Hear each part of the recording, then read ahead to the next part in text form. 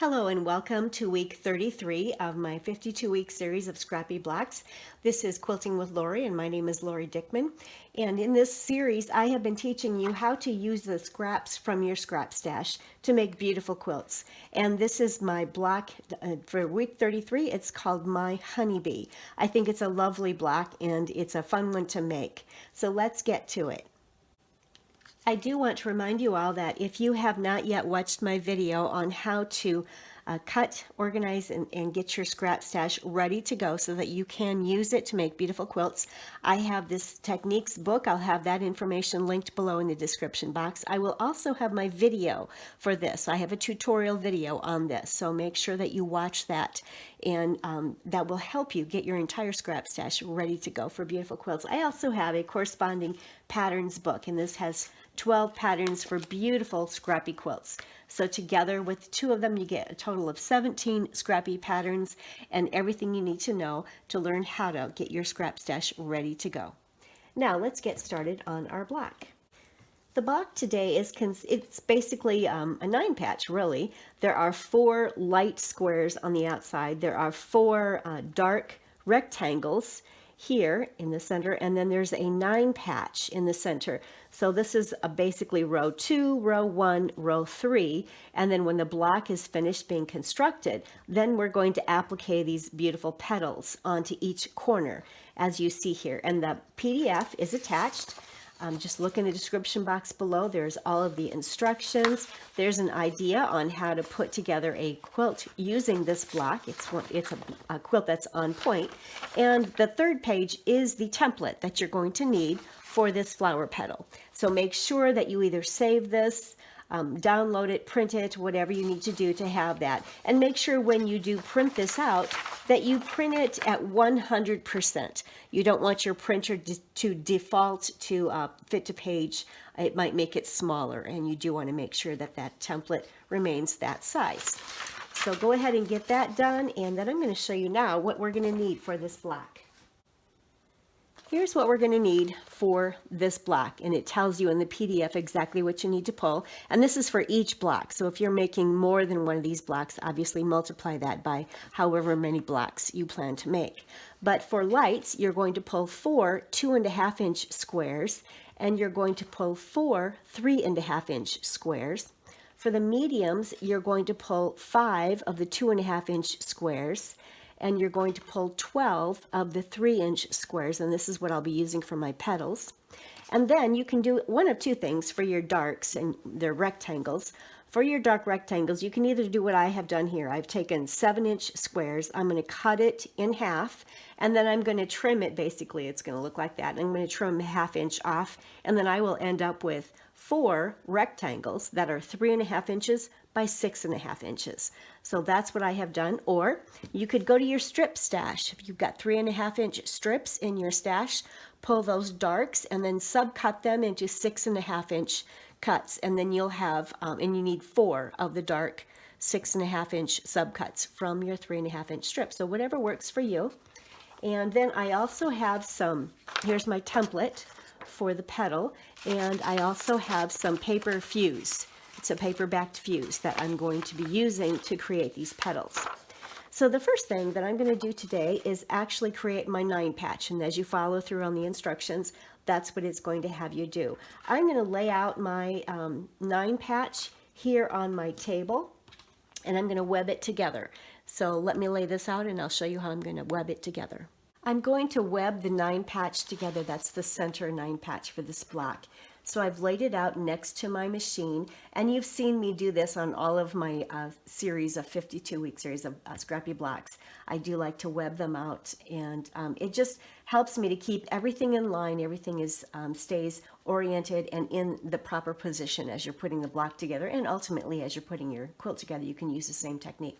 But here's how I'll do it. I'll just place the block out here as it's supposed to be put together. I'm going to take this square here, place it on top of the first one, bring it up to the machine.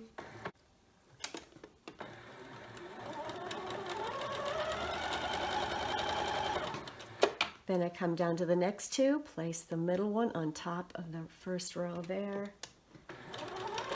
bring it up to the machine and sew, And the last row, same thing, placing it on top of the first row. All right, so we have and then I'm going to finger press to the darker side. So I'm finger pressing each of these. So they're ready to go. Now I'm going to take the last row here and place it on top of this, bring it up and sew it.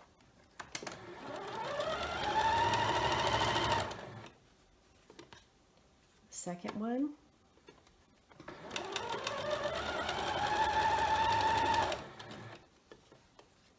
And the last one.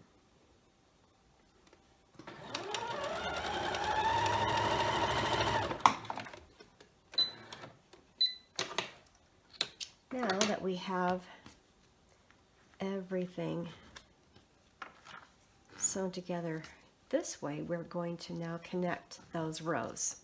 So I've just finger pressed. You can certainly take it to the iron at this point and press it, but I have just finger pressed.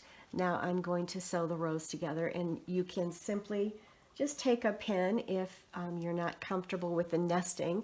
You definitely want those seams to nest. As you can see here, I've got them nesting on each other going toward the dark seam allowance. And now I'm going to go ahead and sew this together. Pull out your pins before you get there. You don't want to break a needle.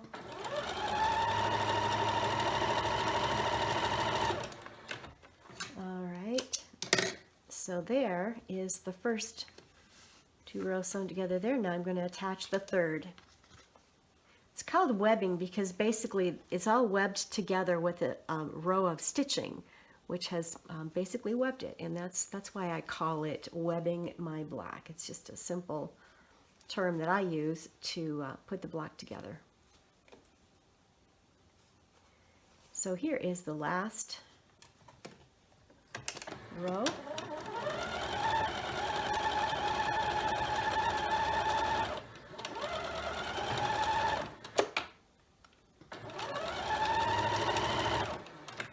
Now what you're going to want to do is take this to the iron and press it and square it up to 6.5 inches. My 9 patch has been pressed and squared up to 6.5 inches, so that one is ready. Now I have my two 7-inch squares here. They're blue. It's kind of hard to see them on this blue mat. I apologize about that. And what I'm going to do is take my ruler and cut it in half so that I'm cutting at the 3.5 inch mark, so that I'm going to have a total of 4 of these units that are 3.5 inches wide. And again, if you have a strip stash that are 3.5 inches, absolutely go ahead and just use that. So we have now 4 of these rectangles, and now what I need to do is trim that to 6.5 inches long. Let me make sure they're all even over here. They are. This is my 6.5 inch ruler. I am simply going to remove this 1/2 inch over here. And now I have all 4 of my rectangles that I need. And they measure 6.5 inches long, and they're 3.5 inches wide. So we can lay those out. They go around the block like this. The 9 patch goes in the center, and then we can place our lights out here. There we go. And now the block is ready for me to web this together. So I'm going to web it by placing the rectangle on top of the square, sewing that, then placing this on top of the rectangle, continuing stitching. Again with the rectangle on the square, continuing stitching. Then I'll bring it back up here. You'll see me do this here, and then I'll add the small square to this unit, this to this unit, this to this unit, and it will have been webbed. Then I can actually sew these rows together, and the whole block is webbed.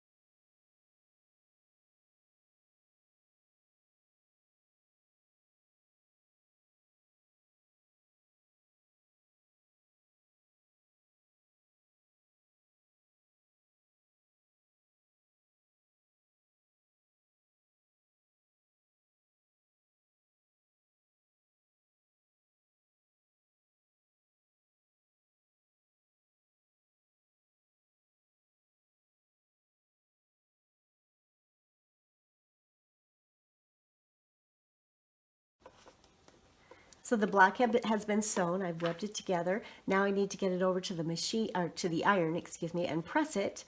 And then I'm going to bring it back here and we're going to start working on the applique petals that we're going to be placing in each of the corners and appliquing onto the block. So I'm going to use the fusible applique technique for applying my petals to my block. I have some paper-backed fusible webbing here, and so what I have done is I've laid it over my template, as you can see here, and I just traced it 12 times.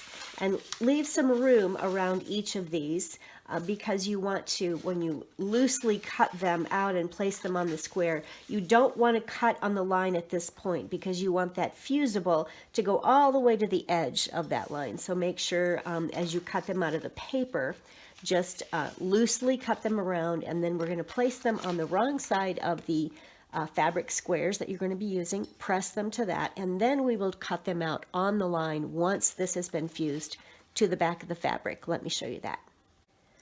I have loosely cut out all 12 of my petals from the fusible webbing. Hopefully you can see that. I've left about 1/8 to 1/4 of an inch around that traced line. Now I'm going to take each one of these, and on the back side of the 3-inch square, I am going to place that on there, and I'm going to go to the ironing board with it and fuse it to the wrong side of the square. Once that's done and it's cooled, then I am going to cut out on the drawn line. So I'm going to go ahead and fuse all 12 of these. I'll be right back. All of my petals have been fused to the wrong side of the 3-inch squares. I've cut many of them out. I just have a few here to finish up. And one thing I want to mention, with whatever fusible product you're using, follow the instructions. Some fusible webbing wants you to use steam and some does not. So make sure you follow the instructions on the package of your fusible. I've gone ahead and peeled off the paper for 3 of these units, so I have 9 petals down already. I used a Florian fusible interfacing, or webbing, excuse me, and it's very sticky on one side, and of course it has the paper on the other side for you to trace. And so the sticky side I can just simply place on my square where I want it. If I don't like where I've placed it, I can lift it up and move it around, and it's not permanent until you press it. And for my fusible, my Florian fusible, it does not require steam. But none of this is permanent until I press it. And so let me put these down as well. I start with the one in the corner square, and then I put the other 2 around it. So there are all 4 units pressed onto the block. Now I'm going to get my machine set up for applique, and I'm going to use this pink that will match the flower petals itself. It's a beautiful embroidery. It's a rayon thread, beautiful shiny sheen to it. So I'm going to applique. I'm going to use a small zigzag, a 2.0 in width and a 2.0 in length, and I'm simply going to zigzag around it. I'll actually zigzag in a figure 8 and do the outside 2, and then I'll come around and do the center one. And I'll show you that here in just a minute. I have my machine set up with the pink embroidery thread and just a regular sewing thread on the bottom, on the bobbin itself. I'm going to, and I've also set my machine for a zigzag. It's a small zigzag, 2 in width and 2 in length. And I'm simply going to zig and zag. One zig is going to be on the outside of the petal, and the zag is going to be on the inside. And that's what I will do. I'll just follow all the way around. I'm going to do a figure 8 to finish these 2 outer petals, and then I'll come back over here and complete that last petal of this 3-piece unit here.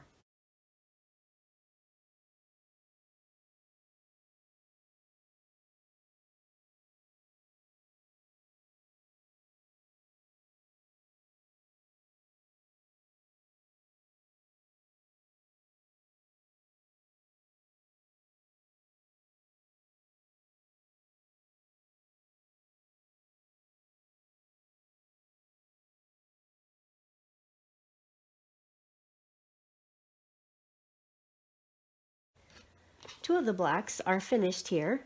I think they're just adorable blocks. You do want to press them and square them up to 12.5 inches.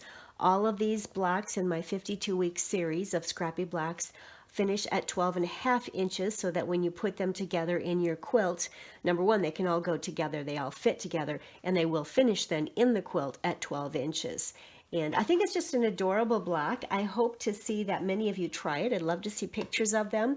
Please go ahead and post your photos of any quilts that you're working on, as well as the blocks that you're producing from our series here, out on my Facebook page. It's Quilting with Lori, and then look for my group page, which is Scrap Up Your Stash. And I'll have a link below so that you can find that easily. And don't forget to watch my video on the speedy solutions to cut and organize your scrap stash. Check out those links below as well for the books, and make sure that you print out your PDF so that you'll have that, or save it, or create a playlist so that you have all of these Scrappy Block series, and that way you'll have them available at your fingertips when you'd like to create these blocks. Thank you so much for watching. Please don't forget to like and subscribe and share these videos with your friends and your Quilt Guild, and put a comment below. I love to hear from my viewers. I hope you have a wonderful week, and happy quilting.